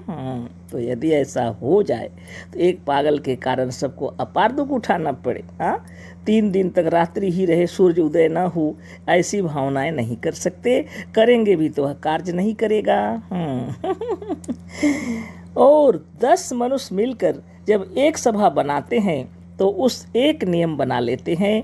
उसी तरह से असंख्य आत्माओं ने असंख्य वर्षों के अनुभव के बाद एक नियम बना लिया है जो हम सब लोगों के लिए अत्यंत उपयोगी है, क्योंकि यह हमारा ही बनाया है और हम ही लोगों के ऐसे असंख्य मनुष्यों ने असंख्य युगों तक यही चाहा कि यही और ऐसा ही हो। अतः ऐसा नियम हो गया है और वैसा ही होता है। सूर्य पूर्व से उदय होगा, अस्त होगा पश्चिम में, जैसा हमको दिखता है वैसा ही दिखेगा, है ना। जैसी भी हो, मौसम जैसा है चलते रहता है ना। आप ऐसा नहीं कह सकते कि 3 दिनों की रात्रि हो जाए सूर्य उदय न हो, या पश्चिम से सूर्य उदय हो जाए। ऐसे विचार अगर करेंगे पूर्ण नहीं होंगे, सदगुरु का कहना है ना। बहुत ही विचारणीय विषय है। एक आत्मा की बात नहीं है यह, असंख्य आत्माओं ने मिलकर असंख्य युगों के अनुभव से, है ना, ऐसा ही विचार कर दिया है। बहुत बड़ी बात है ये। कुछ सुंदर से लिखे हैं गुरुदेव, पढ़ लीजिए। उसी तरह से असंख्य आत्माओं ने असंख्य वर्षों के अनुभव के बाद एक नियम बना लिया है जो हम सब लोगों के लिए अत्यंत उपयोगी है, क्योंकि यह हमारा ही बनाया है और हम ही लोगों के ऐसे असंख्य मनुष्यों ने असंख्य युगों तक यही चाहा कि यही और ऐसा ही हो। अतः ऐसा नियम हो गया और वैसा ही होता है। एक यात्री का उद्देश्य आम खाना होता है, वृक्ष गिनना नहीं। हमें 1000 रुपया चाहिए, वह संभव तरीके पर मांगने से भी अवश्य मिलेगा, तो हम असंभव तरीके पर क्यों मांगें। 1000 रुपया प्राप्त करने का जब असंभव मार्ग भी वर्तमान है तो असंभव मार्ग का अवलंबन क्यों किया जाए। जैसे यदि आप कपड़े का व्यापार करते हैं तो कहिए कि आज से हमारी बिक्री इतनी बढ़े कि 1 महीने के भीतर हमें 1000 का लाभ हो जाए। पुराने ज़माने की बात है, अभी करोड़ों की बात होगी, है ना। लाखों की बात होगी, है ना। यह संभव मार्ग है। यदि ऐसा विश्वास और दृढ़ता के साथ कहा जाए या प्रकृति को आज्ञा दी जाए तो सफलता रखी हुई है। योगी चाहे तो उसकी समस्त इच्छाएं पूरी हो जाती हैं, है ना, लेकिन नियम का पालन करना पड़ेगा, है ना। नियम विरुद्ध कोई कार्य नहीं होगा। यदि आप 1000 रुपया चाहते हैं और यह सोचें कि सवेरे उठते साथ आकाश से रुपये की बारिश हो, ऐसा नहीं हो सकता, है ना। लेकिन आप सोचेंगे कोई हमारा बिजनेस है, कोई चल रहा है तो उसमें अच्छा से बिक्री हो और ज़्यादा रुपया आ जाए, या खेती बाड़ी हो रही है तो इसमें और अच्छा हो और उन्नति हो, ये हो सकता है। जिससे आपको रुपए चाहिए, यानी महीने में या साल भर में कुछ रुपए अधिक चाहते हैं, यह हो सकता है। लेकिन आप कहेंगे कि आसमान से सोने चांदी ये सब बरसे, ऐसा नहीं हो सकता है ना। ऐसे सुंदर बतलाए सद्गुरुदेव, है ना। तो अष्टांग योग का जो पालन करते हैं, यम नियम आसन प्राणायाम प्रत्याहार धारणा ध्यान और समाधि, ऐसे महान योगियों के लिए संसार में कोई ऐसी इच्छा नहीं रहती जो पूर्ण नहीं होती है ना। लेकिन पूर्ण विचार के साथ आप अच्छा से नियमित योगाभ्यास कीजिए और कि समस्त मनोकामनाएं आपकी पूर्ण हो, क्योंकि योगियों की इच्छाएं सबके कल्याणार्थ होती हैं, है ना। इसलिए उनकी इच्छाएं पूरी होती हैं निश्चित रूप से। तो ज़रूरत पड़ने पर प्रकृति से हम लोग कुछ अपना सहयोग ले सकते हैं, लेकिन उसके विरुद्ध कार्य नहीं कर सकते। आप चाहेंगे कि सूरज उदय ही ना हो 3 दिनों तक, ऐसा नहीं हो सकता, है ना। सूरज उदय होगा, है ना, अस्त भी होगा, है ना। उसके अंदर आपको कार्य करने हैं, है ना। हाँ, आप अपना नियम के साथ चलिए, नित्य योगाभ्यास कीजिए, आपको स्वयं मालूम हो जाएगा कि क्या करना चाहिए और क्या नहीं करना चाहिए, नियम मालूम हो जाएगा। तो ऐसी बात है। आप कहेंगे कि बारिश ही ना हो, ऐसे थोड़ी हो सकता है, बारिश तो होगी, अवश्य ही होगी, है ना। धूप तेज है, तेज रहना भी जरूरी है, जितना तेज धूप होगा उतना आनंदमय बारिश होगी, है ना। ये नियम बना हुआ है। इस नियम को हम लोग बदल नहीं सकते, क्योंकि सब मिलकर बनाए हैं, सद्गुरुदेव बता रहे हैं, है ना। जैसे 10 मनुष्य मिलकर जब एक सभा बनाते हैं तो उसका एक नियम बना लेते हैं।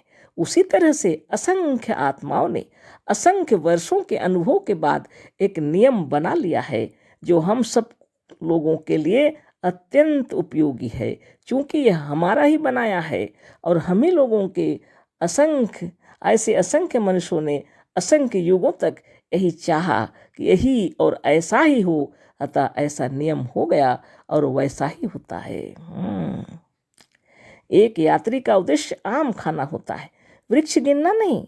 हमें 1000 रुपया चाहिए, वह संभव तरीके पर मांगने से भी अवश्य मिलेगा, तो हम असंभव तरीके पर क्यों मांगे। 1000 रुपया प्राप्त करने का जब संभव मार्ग भी वर्तमान है, तो असंभव मार्ग का अवलंबन क्यों किया जाए। जैसे यदि आप कपड़े का व्यापार करते हैं तो कहिए कि आज से हमारी बिक्री इतनी बढ़े कि 1 महीने के भीतर हमें 1000 का लाभ हो जाए। यह संभव मार्ग है। ऐसा यदि विश्वास और दृढ़ता के साथ कहा जाए या प्रकृति को आज्ञा दी जाए तो सफलता रखी हुई है ना। एक बात और है, उतने ही रुपये की मांग पेश करनी चाहिए जितने की सचमुच आवश्यकता हो। जमा करने के लिए या लुटाने के लिए नहीं मिलेगा। बड़े से बड़ा धनी भी किफ़ायत के साथ खर्च करने के लिए कुछ रुपया निकालकर अपने बाकी धन को डबल लोक में रख देता है। ठीक इसी तरह से योगियों का डबल लोक या खजाना प्रकृति स्वयं है। इसमें उसके लिए अपार धन रखा हुआ है। यह बहुत अच्छा है, आपको इसकी रक्षा करनी चाहिए।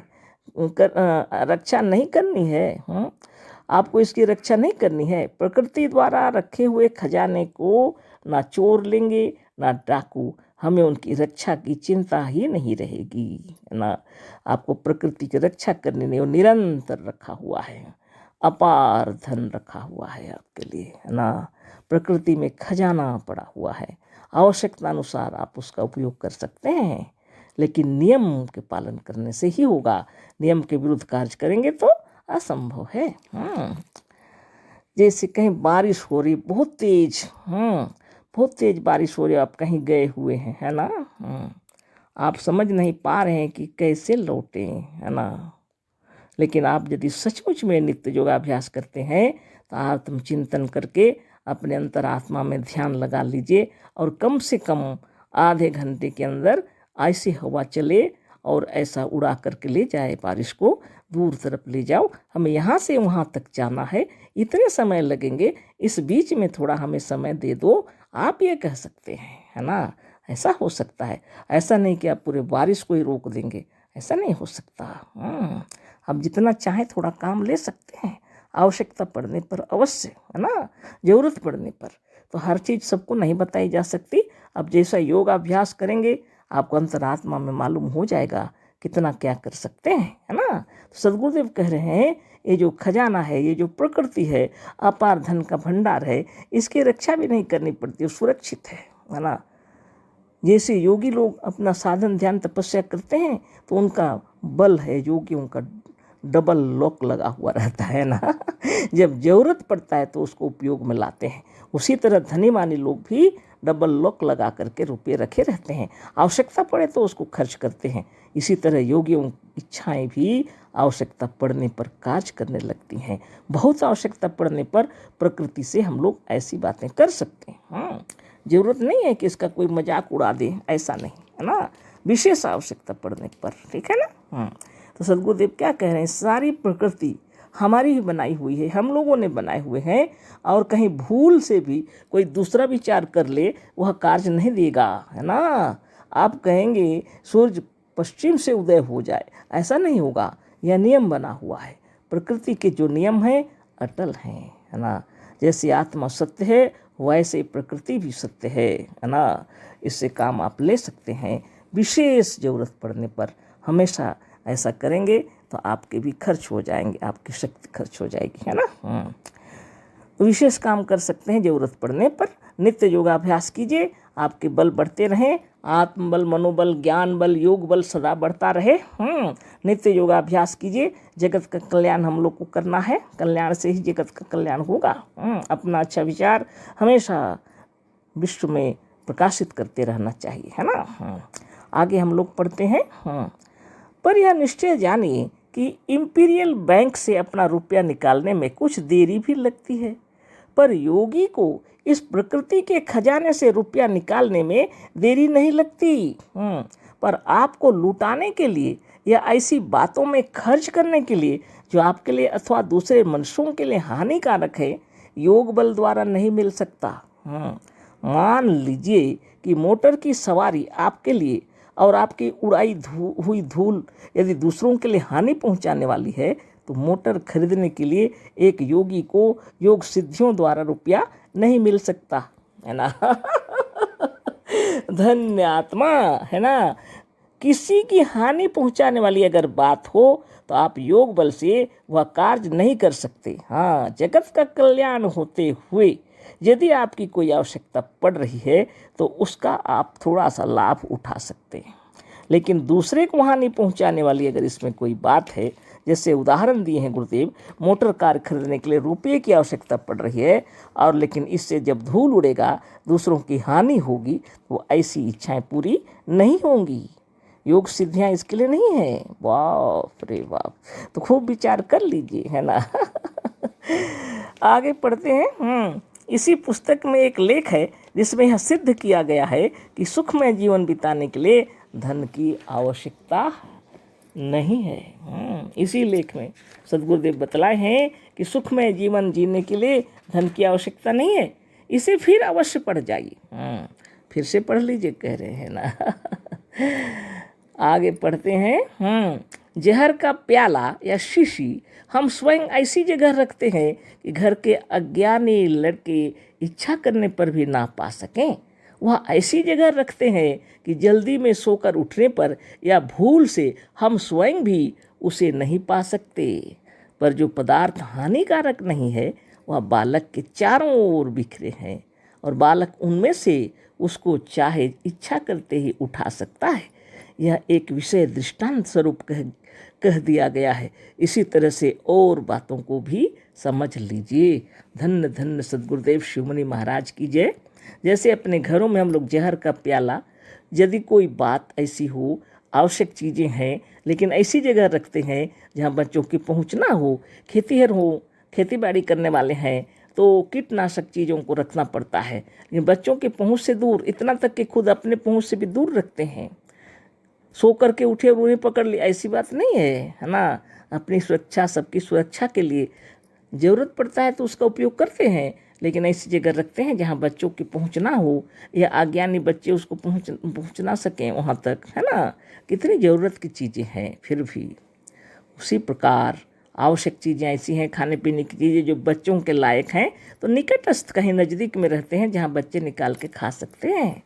ऐसे ही इस प्रकृति में भी है, बहुत सी हानिकारक चीज़ें भी हैं, लेकिन वो योगी लोग आवश्यक पड़ने से उसका उपयोग करते हैं, सब लोग उसका उपयोग नहीं कर सकते। आगे हम लोग पढ़ते हैं। आत्मा चेतन है, चेतन में स्वाभाविक रूप से संकल्प उठा करता है, और यह संकल्प सर्वदा साकार रूप का होता है, निराकार का नहीं। हम एकांत में बैठे हैं पर हैं चेतन, अतः कुछ ना कुछ सोचा करेंगे, यही संकल्प है। अब आप विचार करें और निष्पक्ष होकर विचार करें, जो कुछ आप सोच रहे हैं और सोचने का जो विषय है वह विषय निराकार है या साकार। आप गाय के विषय में सोच रहे हैं, आप पुत्र का ख्याल कर रहे हैं, आप रुपयों की चिंता में हैं, यह सब वस्तु और विषय साकार हैं। यह संभव नहीं है कि आपके ध्यान और विचार में ऐसी वस्तु आ जाए जिसका कोई रूप ना हो। निराकार तत्व ध्यान और विचार का विषय नहीं है। ध्यान, विचार या संकल्प साकार का होता है, अतः प्रत्येक संकल्प का एक मानसिक रूप होता है, अतः प्रत्येक संकल्प वास्तव में साकार होता है। इन्हीं संकल्पों और विचारों का संस्कार स्वप्न सृष्टि का कारण है। ये विचारों का संस्कार ही स्वप्न सृष्टि बनाता है ना। जैसे दो अदृश्य तत्व हाइड्रोजन और ऑक्सीजन मिलकर एक दृश्य और स्थूल तत्व पानी बन जाते हैं, उसी तरह से असंख्य और अनंत प्राणियों के सूक्ष्म से सूक्ष्म संकल्प ही धीरे धीरे स्थूल सृष्टि में परिणत हो गए हैं। इस स्थूल सृष्टि का गूढ़ तत्व समझने के लिए ही नित्य स्वप्न होता है। जैसे जब तक स्वप्न है तब तक स्वप्न सृष्टि सत्य मालूम होती है, उसी तरह से जब तक यह जागृत है यह स्थूल सृष्टि सत्य मालूम होती है। पर वास्तव में दोनों संकल्प मात्र हैं। दोनों सृष्टि हमारी ही या हमारी आत्मा की बनाई हुई है। हम स्वयं सृष्टि करता है, हम स्वयं सर्वशक्तिमान ब्रह्म हैं। आत्मा में अपार बल है।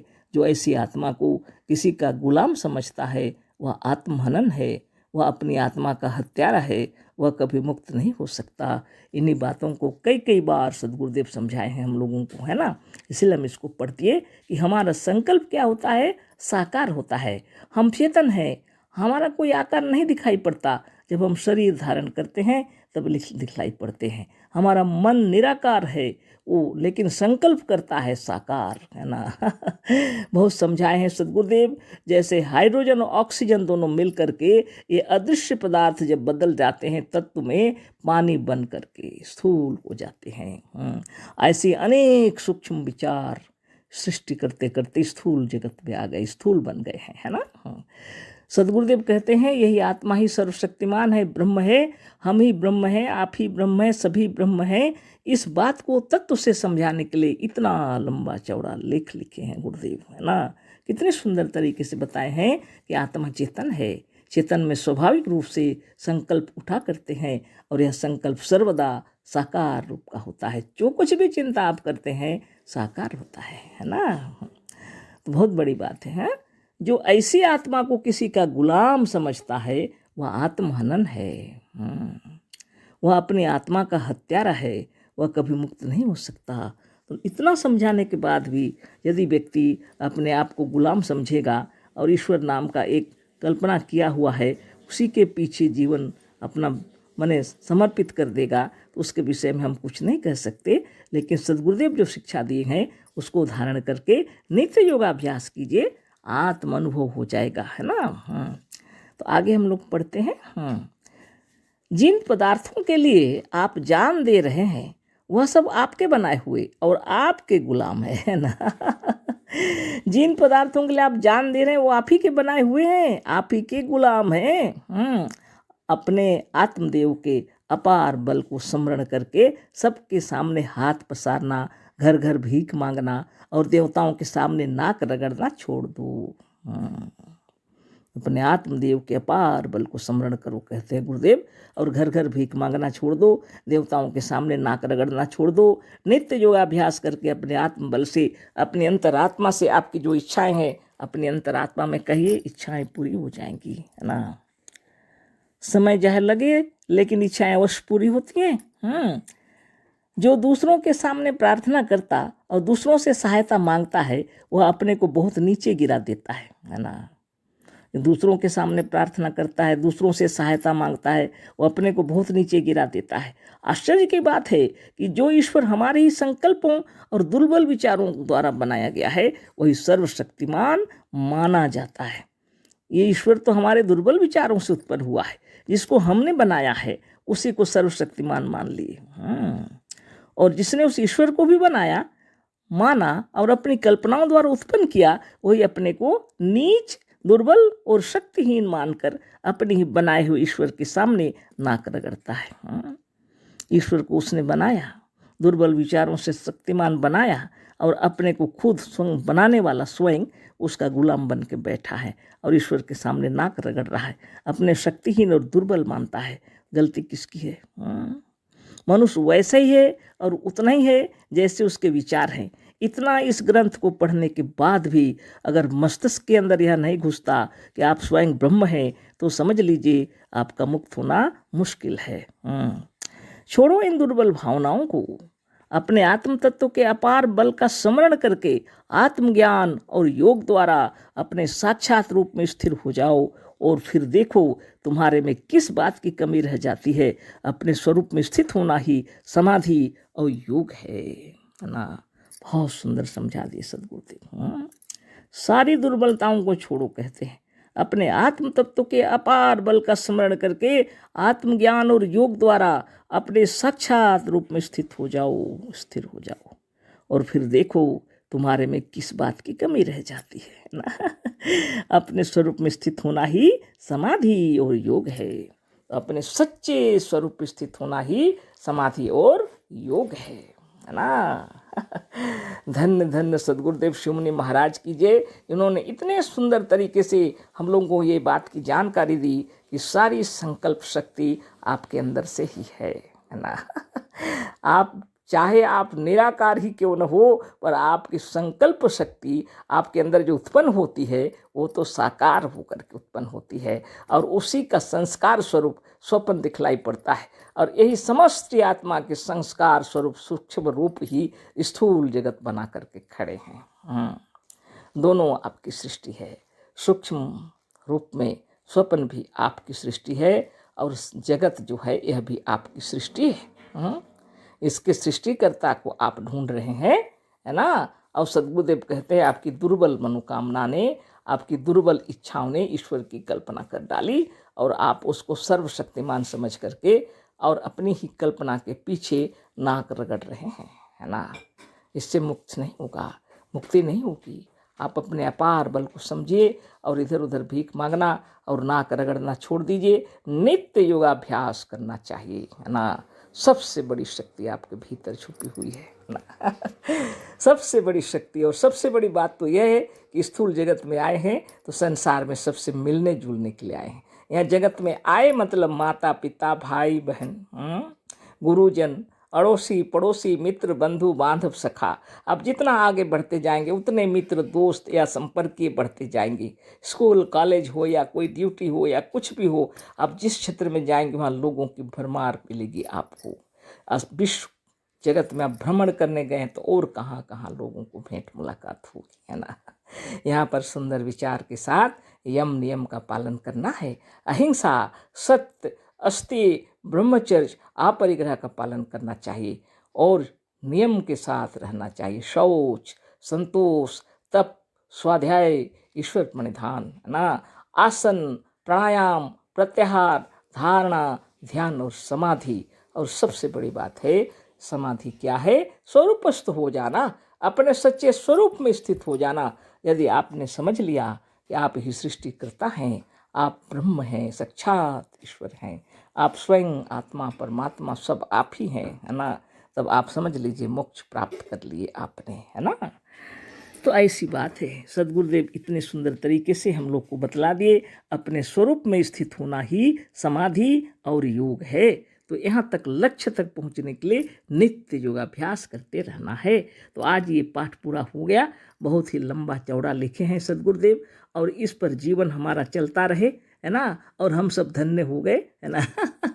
तो कल फिर अलग चर्चा होगी अध्याय 16 पर, योग क्या है। आज इतना ही। सब प्रेम जय जीव, अशेष धन्यवाद, कोटि सह नमन। सदगुरुदेव शिव मुनि महाराज की जय। सब प्रेम जय जीव।